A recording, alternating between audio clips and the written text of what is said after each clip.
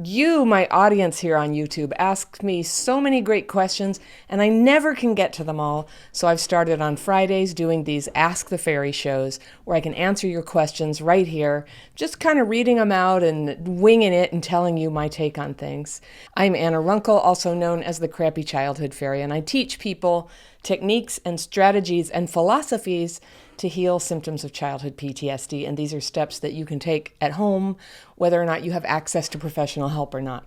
So today I've grouped together a few questions where the topic for me is tough love. So the questions are kind of long today. My answers are shorter than usual. And a lot of what I talk about here is brain dysregulation. If you're new to my channel, you may not have heard me talk about this. Dysregulation is something that's really common for people who grew up with abuse and neglect in childhood. And it can feel like discombobulation or emotions that are a little too much or not quite enough for the situation. You might feel numb, you might feel clumsy. It's really common, and until you've healed your dysregulation, it's really hard to heal all the other problems that go with childhood PTSD. So when you hear that word dysregulation, you'll know what I'm talking about. All right, so my first question is from someone named Shannon. And here's the question. I'm currently noticing that, well, I've noticed this for a long time now, that there are many untrained and uneducated gurus, spiritual teachers, and coaches online who are being paid big money to work with people who have CPTSD and who are being misinformed. And the coaches are telling them the usual energy healing, psychology, shadow work, reasons such as this for why the client is doing what they do or why they aren't having breakthroughs with the coach, which just seems to feed the toxic shame of CPTSD to Shannon and leave a lot of people feeling that they're too hard to work with or too much or too something. And Shannon says, I have a recent experience with a man who says he's a shaman and is selling energy healing courses. And I'd begun to notice that he's passive aggressive, and one day his mask slipped with me and he had an outburst. Leading up to this, he'd never indicated or communicated at any time that the issue he exploded over was an issue for him. He'd always led me to believe that he was cool and flexible with his students. My point is, says Shannon, he didn't previously set a boundary with me, which triggered my stuff, and I then decided to react and try and engage him in a power play. I can honestly say that in this situation, I was completely confused about why he was upset. So I wrote him an email after I'd calmed down, so I wouldn't be so emotionally charged, and I wouldn't be and I expressed myself honestly about how I felt, my side, my triggers, and interpretation, as well as my concerns about this interaction between us, potentially setting up a power imbalance where I am now going to be more focused on people-pleasing to avoid the same situation, while he's there believing that his behavior is okay.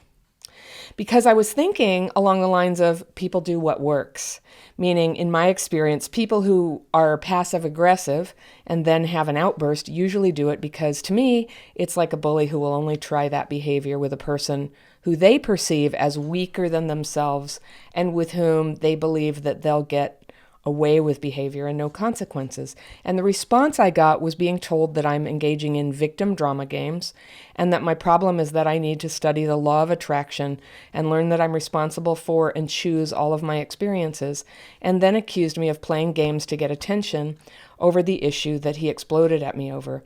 He didn't acknowledge his own behavior and instead made it about thanking me for showing him where he is needing to set boundaries and respect for himself and his life. All right. So I thank you so much for sending this in, Shannon, because I do understand your frustration and how this is weird. But the reason I've put this in the Tough Love show, this is the Tough Love show, is to say, you know, when you say like they're being paid money by people with CPTSD, they're not being paid money by like the government or some vague entity. They're being paid by you. And so when you engage somebody who teaches New Age energy stuff, they're going to use their philosophy to try to help you. And if you don't like what they're doing, and it's real, you know, that's okay. It's okay to like think something might be good and then find out it's not good. Then you're the buyer and it's your responsibility. You know, coaches, they're not licensed. It's not like a therapist where they have to answer to some governing body. But even then, not every therapist is for everybody. And if you were to hire, say, an EMDR therapist and you did EMDR and you didn't like it, I would still say, well, you gave it a try. You chose an EMDR therapist. So this is somebody you chose. And I know what you mean about him saying, oh, it's all you did all of this. But I think in a way, and this is my tough love, I think in a way this guru that you're talking about is right that he's trying to give you input based on the philosophy that you signed up for, and it's not comfortable for you, and you don't want it. And the victim game there is to feel like he ought to change, so that it starts to work for you. And I would say the best thing you can do is get out of the victim game and get out of the agreement and get back whatever money you can, right? That is true for any coach, including me. Like if it's not working for you, by all means, it's for you to set the boundary. And when he says he's appreciative that you showed him where he needs to set better boundaries, I totally get it. When you coach people, it's one of those things that you sometimes have to learn by trial and error, where you do have to set a boundary and say, this is what I can help you with. This is what I can't. And if this is unsatisfactory, here's what to do. So I know that may not be what you were looking for, but I also think I'd kind of say with sympathy, yes, there's a ton of people out there teaching all kinds of philosophies. And then again, there are people out there who are interested in getting their help with all kinds of philosophies. So I think a boundary for you, Shannon, might be to do more sort of interviewing before you start working with somebody and find out what the deal is, and you find out, so that you don't go into it with expectations that you may have inherited from a licensed therapy relationship, where you kind of do get to have your expectations up to a point. You do get to sort of set the tone and the speed and say, I don't want to talk about that. I do want to talk about this. People who are licensed have a sort of ethical obligation to work with you on your terms to a point, in a way that coaches simply don't. It's sort of a, buyer beware, take what you like and leave the rest, get a contract that suits you and gives you room to get out of it. So that's Shannon. Thank you. I hope that helps. I hope that helps other people out there too. So my second one, this one kind of amuses me. And this one is by somebody who signs herself Cranky Cinderella. And she has big triggers around chores. I do think we have all women today in these, and this is totally open to men, but today it's all women. But it starts with this long section sort of theorizing why might she or why might anyone have triggers around chores. And so I just wanted to give you some of this background on what she was thinking. She says, perhaps when we were kids, chores were divided up unfairly in the family. Maybe odious tasks were divided by gender. That is, which siblings had to do the really messy and strenuous outdoor chores versus which ones had to kneel in front of toilets cleaning. Now, maybe chores were heaped more on girls. Maybe they were heaped on one scapegoated child in the family. Maybe they were used as punishment and are associated with unfairness, shame, or self-hatred. Maybe a parent was depressed or resentful about doing unpaid and appreciated labor in the household. Maybe parents flew into abusive rages about chores not being done. Sexism. So she goes on about all the stuff that people might have, and I'm not sure even if she means herself, but what I think is interesting here about Cranky Cinderella is that it's all sort of painted about other people in society. And Cranky Cinderella, if you stick around here, you're going to find me like often sort of coaxing people. It's like, okay, society, that stuff, the past, other people, what's happening with you? You're not doing your chores. And so then she goes on and talks a little bit about how these self-defeating behaviors around cleaning are causing problems. It causes dysregulation, not to mention a serious health hazard. And again, she sort of slips into this sort of general commentary on what could happen to somebody, and I don't know if she means herself. It leads to fighting about it. It can cause dysregulation. Freaking out internally during it causes dysregulation. And it could cause you to try to hurry through them, and hurrying, as we know, hurrying can get you overwhelmed and get you more dysregulated. And she talks about my dysregulation boot camp. It's a course that I have and taking it. And I talk about hurrying and overwhelm. And I also talk about order, putting order in the house and doing chores as a way to sort of get more regulated. And so I think she's saying like, she's not quite relating to that, or it's not quite plugging in or working for her. All right, so now she gets down to how it's affecting her. She slams things around and treats things roughly out of resentment. She calls that cleaning rage. That's a big thing, she says. It can cause her to hurt herself, break things out of carelessness, get mad at herself, and upset other people in the household. And so right there, I'm like, oh, okay, there's other people in the household. So I agree. Anytime people live together, everybody's really affected, right? If one person doesn't do their share. So she says it just makes me want to avoid the task all that much more, then creates a vicious cycle of avoidance, dysregulation, rage, tears, etc. Lather, rinse, repeat, she says. I love her lightheartedness about it. So she says, I found some things that help. This is the list. A book that suggests taking before and after pictures. Mindfulness meditation while cleaning can help. Really tuning into the task, seeing if it was possible to get curious about how to make it more pleasant and enjoyable and efficient. Remembering to notice emotions and let them drift by, and taking deep breaths to get through the tough parts can help. Setting timers or dividing big jobs into mini tasks can help. Creating systems around jobs and a regular schedule can help. But I'm getting overwhelmed and bummed just thinking about systems. Okay, I understand. I think that's a great list. Those are all things that can help. But she says, quite rightly, obviously nothing has helped that much because she's still finding it crazy triggering and would love to hear what I have to say about it. Woo, we're going tough love today, so thank you for signing up for that. I'll be kind. And she expresses gratitude that a lot of the content she's seen here has been helpful, and she does the daily practice, and the people around her are noticing the difference, and they're grateful. Believe me, she said. So I'm really happy to hear that. So I was just going to say this. I totally relate to not doing chores, and have had spells of that, and had some fear and resentment about it with my family of origin too. I got hassled about it a lot. The house I grew up in was profoundly messy, as is often the case in a home with alcoholism, like unsafe food all around, and sometimes literally like 2 feet deep junk in rooms. And I was ashamed to bring people home. So I had some stuff around that, and I was not that great at doing housework. I would not call myself a neat freak. But I do take pleasure in a clean environment. And one of the things that at this stage of my life is really nice is I get to hire some help with that sometimes. And that's really nice. But here's the tough love. This is not, if the books don't help you, can I just point out, this is not a book thing. There's not like some special trick here. It's just something that you have to do. It's just something that you have to do. Now, you don't have to do it.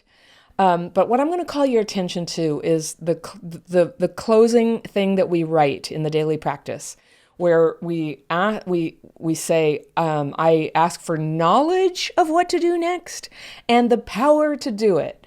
And so what I'm hearing is that you are getting the knowledge, you're not getting the power to do it. And that's so normal for CPTSD.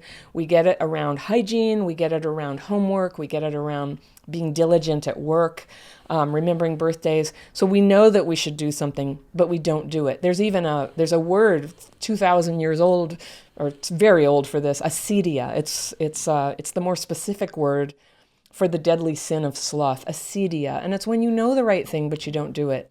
And it's so demoralizing. I think it's a huge factor in depression. So here's what I've learned works about it, is that if working directly on the problem isn't solving the problem, you can work directly on your spirits, on your character and your spirit, and clear the obstruction to that power that comes. A good day is a day when enthusiasm flows into you when you wake up in the morning. You kind of know what to do. You're excited to do it. It feels good to do it. And I said this on a call the other day. When I hear that prayer that says, give us this day our daily bread, one of the ways that I interpret that is, how I interpret the word bread is enthusiasm. Give me today my daily power to do what I need to do. And clearly, being tidy is it's just good for us to do, and some people can afford to have it all done for them, so they're off the hook. But at least they're seeing to it that it's done. The rest of us just have to do it. And so what's the obstruction there? It's a lot of fear and resentment. All right, you can look at this from some different angles. You could look at it as sin. You could look at it as depression. But I'm going to suggest, if you want to try the fairy approach, let's call it fear and resentment. So the resentment at like society or your parents, like, why are you carrying that around or analyzing that anymore. Get it on paper. Ask for it to be removed. Get free of that stuff and just see if you end up with the energy to rise up out of whatever else you're doing and go do the dishes. And don't overthink it. Don't overthink it, and don't worry about breath, and don't worry about lists. Lists, okay, I love lists personally. Lists do help me. Do whatever works for you, but where you have that lack of power, clear the obstruction. And it's usually resentment. Okay, being late, being lazy, all that stuff, it's usually resentment. And underneath resentment is fear. So fear is in there, but most directly, it's resentment. And like you said, I don't think I read it, but there was a paragraph there where you said, maybe some of us just think we shouldn't have to do this. And I actually think that is a very overlooked core problem for all people who are struggling, which is we have this idea of how the world should be. I should not have to do this. I should be freer than this. I should be whatever our idea is. I should be free to paint all day, or I should be lying in a hammock on the beach, or I should be, in a great relationship. And so you don't always have to go directly to the solution. You clear the obstruction. It's usually resentment. All right, so I hope that helps. All right, the last one in my Tough Love Pro show here for Ask the Fairy. This one's a little bit heavier. This one is about a relationship. And this is from somebody whose name starts with T. It's a woman in Canada. And she says she's trapped in a bad relationship, but that she is the bad person she wishes she could protect her partner from. She says, I'm diagnosed with autism and CPTSD and a few not-so-pleasant illnesses that have made her incredibly toxic. I treat my partner like crap. I know I do it too, which is worse. I'm on meds, 2 therapists, and a psychologist. I treat my partner like a personal butler. Most of the time, it's because I'm either too lazy or too tired or just plain stubborn. I want to leave, and I've tried only for him to sit me down and talk sense into me. Oh my gosh, I just want to circle that. I'll come back to it. I tell him very frankly about my feelings, and he doesn't deserve this behavior. I keep trying to be better, but I keep reverting back to being a bitch. We have been together almost 9 years now. I told him on our first date I was very ill and traumatized. I want to save him from further harm. He's beginning to show worrying signs of deep depression and apathy, which he never had before. The apartment is in my name, and I can afford it on my own. I honestly do care for him, and I wish he would let me let him go, but I feel like I can't force him to leave. No kids, just a service dog and an ESA cat. So this is where I'm going to get really tough love, because this is one, T, where you're really hurting somebody. And I zeroed in on this sentence, I want to leave, and I've tried only for him to sit down and talk sense into me. And I'm just like, what are these 2 therapists and the psychiatrist doing? It's not your partner's job to talk sense into you. Now, I would say it's his responsibility to decide whether he wants to be there or not. So I would just let him be the judge of that. But if you don't want to be with him and you are hurting him, then it is time for you to end the relationship. You hurting other people, I know it feels like it's like I care about him, I can't force him, I just want to be kind. But this is the tough love thing. You're being selfish. You're doing this because you can't face the feeling of what it's like to tell somebody they have to go. And if you need to, you may be able to afford the apartment, but maybe you need to move to another one if it's half his. If you don't love him and you're not committed to his happiness and totally giving your energy to having a mutually respectful, loving relationship, what are you doing? So take that karma off of you. It is wrong to use other people like this, and that is the word I'm using. Use. It's using him for your comfort and expecting him to tell you how to behave. You have written here exactly why you're wrong. You know this already. So take responsibility, take some action. It doesn't really matter how you do it as long as you're respectful and kind, but I would be final about it. Don't be hedgy. So you're not saving him from a bad feeling here. As you said, he's getting depressed. So that's my 2 cents. That's my tough love. This is the Ask the Fairy show. And if you have a question, it doesn't have to go in a tough love session. If you have a question that requires delicacy or tough love, you let me know. You can write me an email at anna@crappychildhoodfairy.com and put in the subject subject line, Ask the Fairy, and that way I can isolate it and know that you wanted it for this, and you can tell me if you want to be anonymous or give your name or however you want to do it. If you are struggling right now and you feel that you need a therapist, I have a partnership with an organization that can give it to you online. There's a link below where you can find that, where you can also find links to my free course, The Daily Practice, where you can get calmer, you can treat your symptoms, get a little clearer, and get that power that our friend Cinderella needs to clean the house. If you enjoyed this topic and you want to hear more about my take on procrastination, which is relevant to all of these, I'm going to encourage you to watch this video right here, and I'll see you next week.